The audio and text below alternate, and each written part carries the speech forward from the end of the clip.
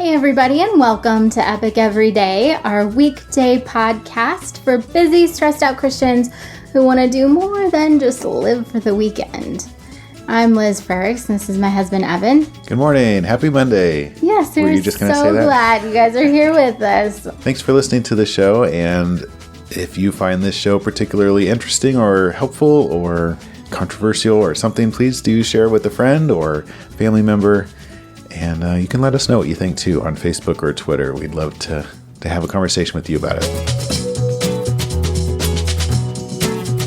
As you guys know, we work our way through the CSCs. They are Tai Chi principles adapted from Peter Ralston's Tai Chi principles that are kind of a distillation of the Christian life. It's great because they're all over the Bible, and it's a way to just kind of shorthand your way through, okay, here are the principles that I need to work on. Mm-hmm. They are being calm, surrendered, centered, connected, and complete.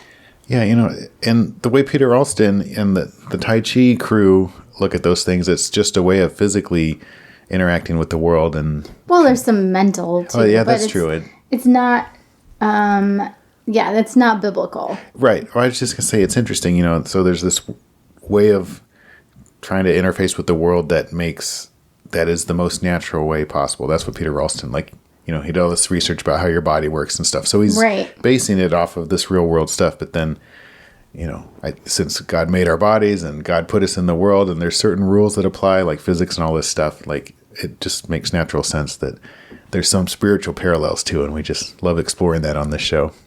Totally. So this week we are talking about doing hard things. And since it's Monday, our CSC of the day is being calm. This kind of made me laugh because I think everything's hard when you're not calm. Tomorrow we're going to get into why it's important to do things that are hard. But today, I don't know. When I was thinking about this, I was thinking about how, when you're stressed out, and maybe it's just because I've done this recently several times, where I'm just stressed out about something and it makes my whole day go downhill. It can be everything from this looming event that I'm this is just stressing me out and everything feels hard. Everything just, because of that emotional compound interest, everything is that much harder. It's like trying to do stuff while you're also, carrying around a bunch of weights. Or it can be stuff like last night we were up really late because something came up with our schedule. And so this morning, everybody in our family woke up tired and a little cranky, and we overslept. And so then we were running late and tired and cranky. And then we were behind on everything, breakfast was late, just this cascade, kind of the ripple effect where it's one thing happens and then you're feeling the effects and they gradually get bigger and bigger and bigger. And you're just ugh. So I think it is so easy in our lives to get caught in just stress and to feel like everything is hard because we're stressed. We don't even recognize that calm is a way of kind of dragging ourselves back from the brink and how it makes everything easier. Yeah, well, it feels like you can't slow down.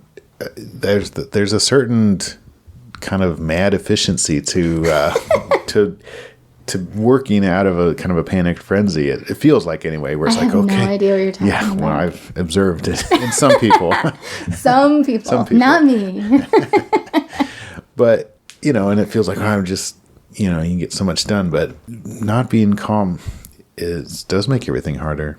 Yeah, it kind of reminds me of when I was in college, I had this friend that was you have to, he was completely appalled that I would write my papers a week in advance. Yeah. His philosophy was you work best under pressure, so you should always write your papers. You should turn them in warm. Sure. They just got printed off. You pulled an all-nighter and here you go, prof. Here's the paper. I wonder that he felt like that he made his best work that way. Yes. Or I wonder if he'd ever tried it the other way though. I don't know. But I ended up doing that actually because I had written down the paper, the due date wrong on the calendar. So I was frantically, and then I got it all done. And then I knew it was not my best work. Right. It was definitely not my best work. Yeah.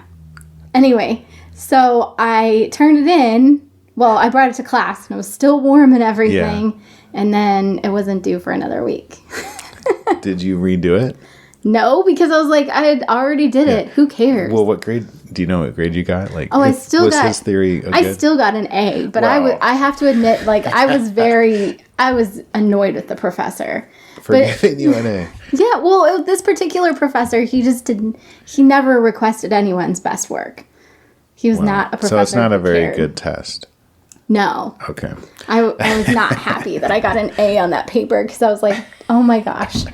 There were so many things that I did wrong, and I could just name them off the top of my head, and he was like, good job. Yeah. I was thinking that there's things we know are definitely hard, and when we're not calm, that thing we dread, or that, just something that's hard, I mean, being real with somebody is difficult, or being honest sometimes, or whatever.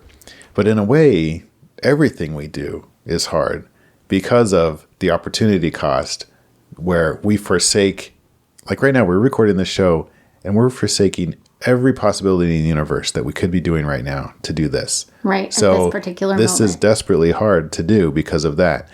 And so I was thinking, like when I'm not calm and I'm avoiding a hard thing, then I've chosen to play a game on my phone.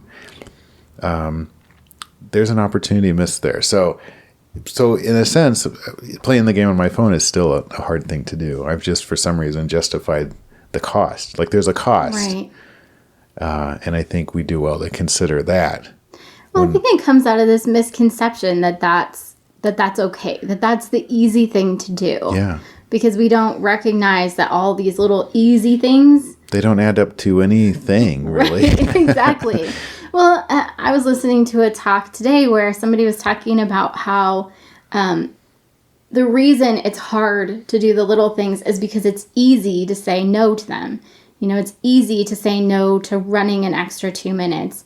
Yeah. It's easy to say no to putting your keys away instead of just chucking them down on the counter, or right, yeah, the little things. Just the little things that add up throughout your day to being a less good version of yourself. Yeah. Not shining brightly like a star, but being like just glowing a little bit, right.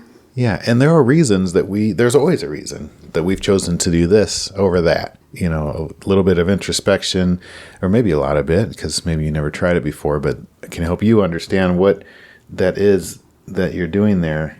So since everything's hard, we just got to find the right reasons to do what we ought to do. It's not a good reason to avoid making that phone call because I'm going to be on hold for an hour, so why would I do that? And then but if it's got to be done, the right reason is it's taking care of business, or it's getting something done, or it's a promise I made to call back or whatever. Yeah, so we want to do the little things that are hard, to really count the cost of those things. And we want to be wise about what kind of ripples we're spreading in our lives, We want to go to bed on time so the next day is set up for success instead of set up for stress and less calm. And that's another hard thing, that like going to bed on time is difficult for some reason, because it's just so easy to stay up. There is a cost. Maybe I've said it already. It's just as hard to stay up till midnight because the next day is trash, Right. It's a different kind of hard. Yeah. It's short-term, easy, long-term hard. Yeah, that's probably a good distinction. Long-term, easy, short-term hard. Yeah. And it's hard to in the heat of stress to put the pause button on and engage in calm specifically, to take some deep breaths, to maybe try to meditate, to maybe pray and vent, or call a friend and just try to, get a little bit more perspective on it. It feels like, we have all this urgency, but so then that's going to be another hard thing to do, to engage in the calm, but then that makes the other things so much more smooth. It's the short-term hard for the long-term easy. It's totally worth doing. Yeah. As always, pick whether today is going to be awesome or not. You have an extra opportunity for awesomeness because it's Monday, but you can choose whether you're going to strengthen your neural pathways to look for good things or to look for bad things, to grow in gratitude or to grow in discontent. I mean, It just depends whether you want your life characterized by gratitude or discontent. And that's all. Yes. We love you guys, and we are praying for you. Thanks to everybody that's been listening to the show and sharing the show. If you have found this episode helpful, please do share it. And come back tomorrow, and we are going to continue our discussion on hard things and talk about how God always calls us out of our comfort zone. All right, you guys, have a fantabulous Monday. That's right. See you tomorrow.